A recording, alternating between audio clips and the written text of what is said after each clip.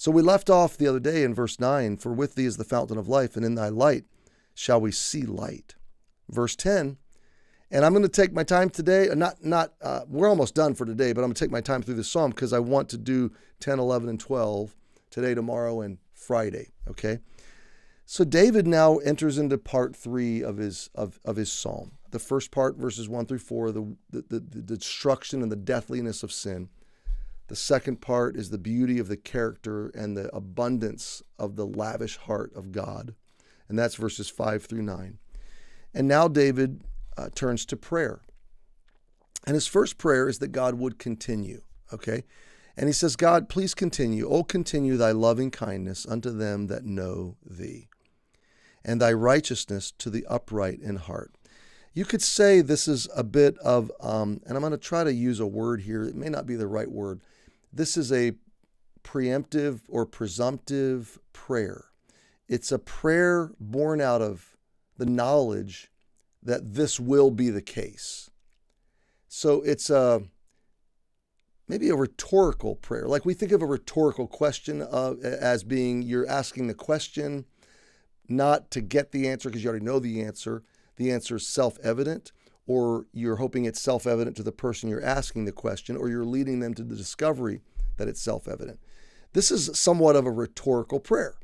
In other words, David already knows and believes that God's mercy is unending, that his faithfulness is unending. So it's a foregone conclusion that he's going to continue his loving kindness to them that know him and his righteousness to the upright in heart. Okay, he's not on off.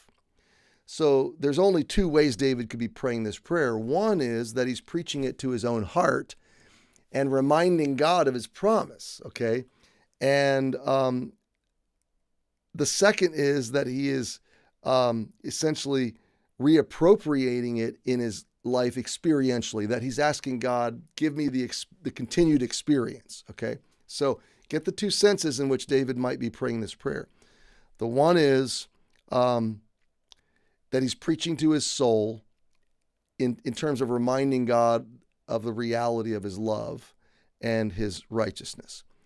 The second is that when life sours on him, when he's tempted to be drawn back to verses 1 through 4 by looking at the devastation of the condition of the world, he wants God to remind him continually. He wants God to bring him back experientially to living in that loving kindness and experiencing the sense of that righteousness unfolding in his life.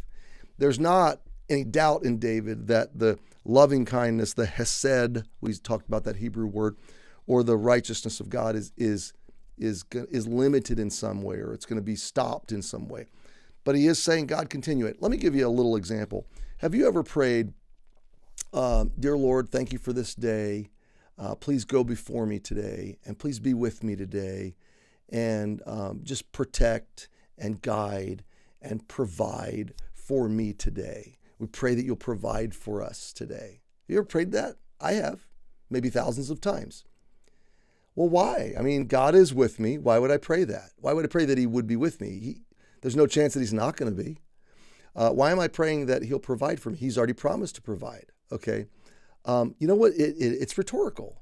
It's really, I'm reminding God of his promise, but I'm reminding my soul that God will do these things. So it is as much for me as it is it's really not for God, is it? It's for me. And that's really the sense of this, that David wants to keep his heart in this place. Continue to apply verses 5 through 9 to my heart and my soul. Lord, let me continue walking out your loving kindness and your righteousness.